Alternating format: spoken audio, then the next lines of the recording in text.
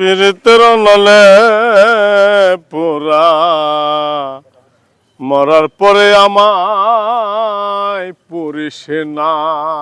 ওসমান, আমি তোকে বলছি তুই এই বাংলাদেশ ছেড়ে অন্য কোথাও চলে যা, না হয় কিং ডন নাম্বার 1 হাতেই তোকে মরতে হবে, কারণ আমি সেই কিং।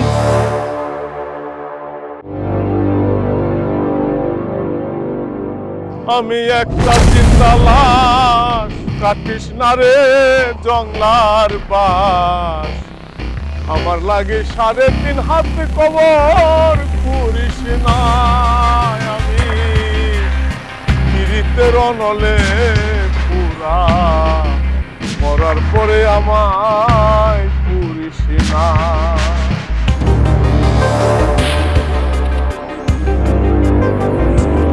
ওসমান, আমি তোকে বলছি তুই এই বাংলাদেশ ছেড়ে অন্য কোথাও চলে যা, না হয় কিং ডন নাম্বার 1 হাতেই তোকে মরতে হবে, কারণ আমি সেই কিং। তুই আমাকে 1 বিঘাও তোর নিচে নামাতে পারবি না, কারণ আমি এই দেশের মাটিতে কোনো ড্রাগস বিজনেস এবং প্রফেশনাল ক্রিয়ার জন্ম হতে দেব না। নীরব, গরম গ্যাস বেশি পড়ছে নাকি? ওই যে পাগলে বিড়বিড় করে কি কইতেছে? নেতা গরম পড়লে একটু বেশি পাগলামি করে। শাকিব খানের ভক্ত, সবসময় শাকিব খান করে। এই গরম বেশি পড়ছে? না, পাগলামি করো? বেশি হচ্ছে আমার চিনো না, আপনার চিন্তা আমার দরকার নাই। আপনি মুবিন চৌধুরীর জায়গায় থাকেন, আপনি কিন্তু ইব্রাহিমরে চিনেন না। ইব্রাহিম কে জিনিস? ইব্রাহিম হচ্ছে আগুন। তুমি নাকি শাকিব খানের ভক্ত? হ্যাঁ। ওই শাকিবের একটা ডায়লগ দাও তো। উসমান, তুই এ বাংলাদেশের কোনো জায়গায় পালাতে পারবি না, কারণ আমি তোকে নিজের হাতে মারবো। চালাই যাও হ্যাঁ, আমি তো চালাইতেছি। সুন্দর হয়েছে, আপনি সুন্দর কি হয়েছে। করবেন চান? ঠিক আছে।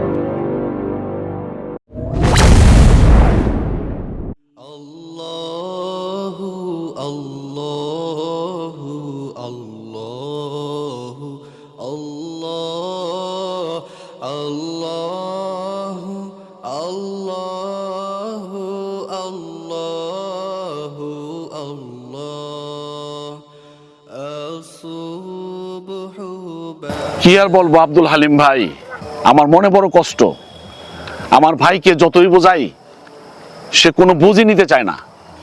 আরে আমাকে বলে যে আপনি কে উপরে ওঠার সিঁড়ি করে দেব, ঘুষ দুর্নীতি করার লাইসেন্স করে দিবে। এটা কোনো কথা হালিম ভাই? দুষ্ট লোকের চিন্তা ভাবনা সব সময় খারাপ হয়ে থাকে। যে যেই রকম তাকে সেরকমই মনে করে, এটাই হলো নিয়ম। আমাদের ওই সিদ্দিক হুজুরের ঘুমের পেছনে আমার ভাইয়ের হাত আছে কিনা আমি একটু সার্চ করে দেখছিলাম। আচ্ছা, কি বুঝলেন? সে তো অনেক গভীর পানির মাছ, এত সহজে ব্যাপারটা জানা যাবে না। যার মধ্যে আল্লাহর ভয় নেই, ঠিক মতো নামাজ রোজা করে না, কবরের আযাবের চিন্তা করে না, তাকে তো আর হালিম ভাই মানুষ বলা চলে না। আবু বকর সিদ্দিক হুজুরের শত্রু একমাত্র মুবিন চৌধুরী। মহান আল্লাহ তাআলা যেন তাকে হেদায়েত দান করেন। আমিন। মুবিন চৌধুরী ঘোড়া পানিতে মাছ শিকার করতে চায়। তার স্বপ্ন আমি দুঃস্বপ্ন করে দেব। চিন্তা করিস না বন্ধু, আমিও আছি তোর সাথে। আমার ভাইয়ের একমাত্র শত্রু ওই মুবিন চৌধুরী। আমার ভাই যদি বেঁচে থাকে তাহলে ওই মুবিন চৌধুরী এমপি হতে পারবে না। তার পথের রাস্তা ক্লিয়ার করার জন্য আমার ভাইকে সে গুম করেছে। আমারও তাই মনে হয়, হুজুরকে গুম করে মুমিন চৌধুরী কোনো গোপন জায়গায় রেখেছে। শোন, আমি থানায় ওসি সাহেবের সাথে কথা বলেছি, বুঝতে পারছিস? তারা তদন্ত শুরু করেছে। আর আমরা এক কাজ করি, আমরা ছোট ছোট কিছু টিম করি, ছোট ছোট ভাবে ভাগ হয়ে এটা করে দেব। চল তাড়াতাড়ি চল। আর খবর, আমরা আছি আবু বকর হুজুর নিয়ে চিন্তায়, এই দিকে আবার ইস্কন নিয়ে সমস্যা হয়েছে।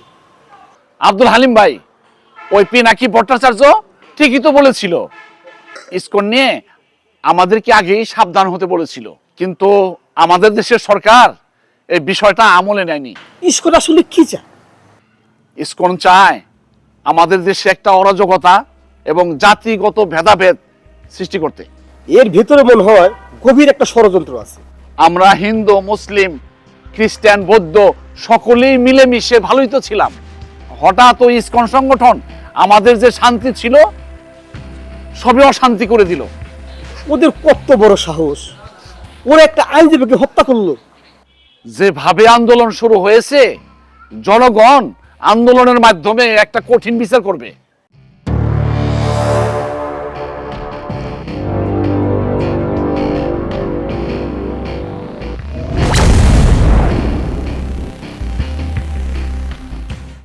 এই সুযোগের নির্বাচনটা হয়ে গেলে ভালো হতো। কখন কোন আপদ এসে জুটে কে জানে। নেতা, আপনি যে দিবার স্বপ্ন দেখতেছেন সে স্বপ্ন কখনোই পূরণ হবে না। ওই হুজুরের ভাই সাজিদ আমার বিরুদ্ধে কথা বলতে তোকে কত ঘুষ দিছে। কি বলেন নেতা? আমাকে ঘুষ দেবে কেন? আমি আল্লাহকে ভয় করি। যে আল্লাহকে ভয় করে সে কখনো সুদ ঘুষ খেতে পারে না। মায়ের কাছে খালার গল্প।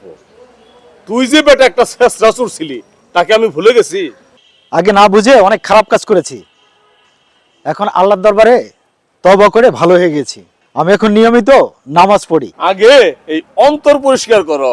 লোক দেখানো নামাজ কোনো কাজে আসবে না। আমি লোক দেখানো নামাজ পড়ি না, আল্লাহকে ভয় করে নামাজ পড়ি।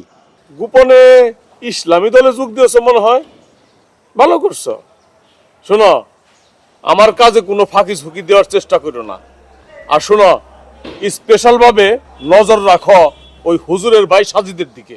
আল্লাহু আল্লাহু আল্লাহু আল্লাহ আল্লাহু আল্লাহু আল্লাহু আল্লাহ।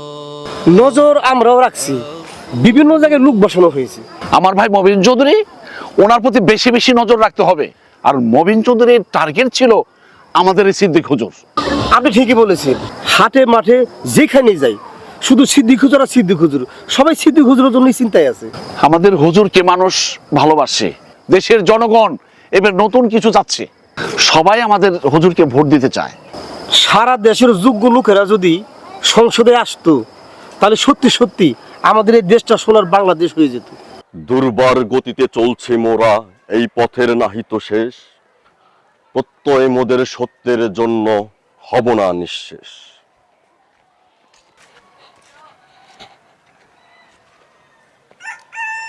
বন্ধু, ভালোই বলেছিস। প্রত্যয় মোদের সত্যর জন্য হব না নিঃশেষ। আসসালামু আলাইকুম।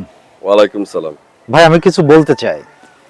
সাজিদ, মবিন চৌধুরীর চামচা কি যেন বলতে আসছে। শোন না, বলতে দে। আপনি কি বলতে চান? ও কিছু বলবে না আমাদের খোঁজ খবর নিতে আসছে, কে জানে।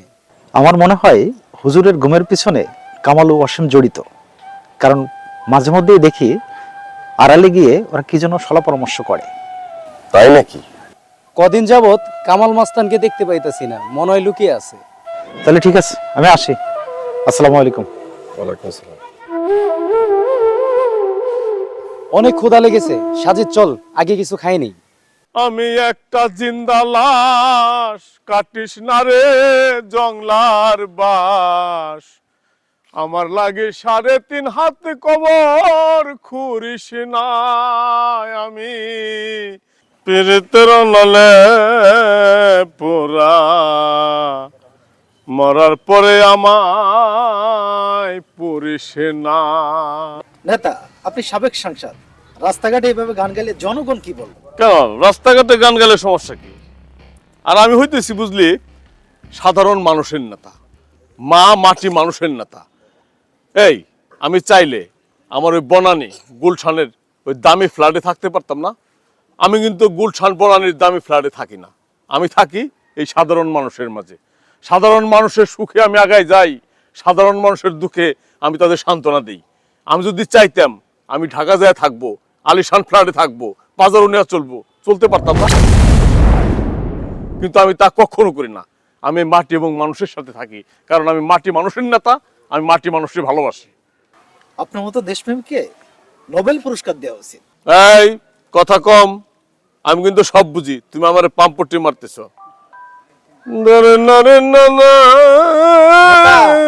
গান গাইলে টুপিটা খুলে নেন। কেন এই টুপি মাথায় দিয়ে গান গাওয়া নিষেধ আছে নাকি? লোকে দেখলে মন্দ বলবে, আপনার প্রতিদ্বন্দ্বী প্রার্থী দেখলে সমালোচনা করবে। এইটা অবশ্য তুই ঠিক বলছিস, প্রতিদ্বন্দ্বীরা সমালোচনা করবে। আচ্ছা, ওই হুজুরের ভাই ওই যে বিদেশ থেকে আইছে, নাম দেন কি সাজিদ, ওই সাজিদের কোনো খবর আছে? খবর আছে মানে? গরম খবর আছে। হুজুরের ছোট ভাই দেখলাম হোটেল বসে চা পুরি খাচ্ছে। ওই বেটা, এটা কোনো খবর হইলো? হোটেলে বসে চা মুড়ি খাচ্ছে, এটা কোনো খবর হইলো বেটা? এটা কোনো খবর হইলো বেটা? লাগে হোটেলে বসে চা মুড়ি খাচ্ছে, এটা একটা খবর নিয়ে আসছো তুমি? খবর হইলো বেটা? খবর হইলো?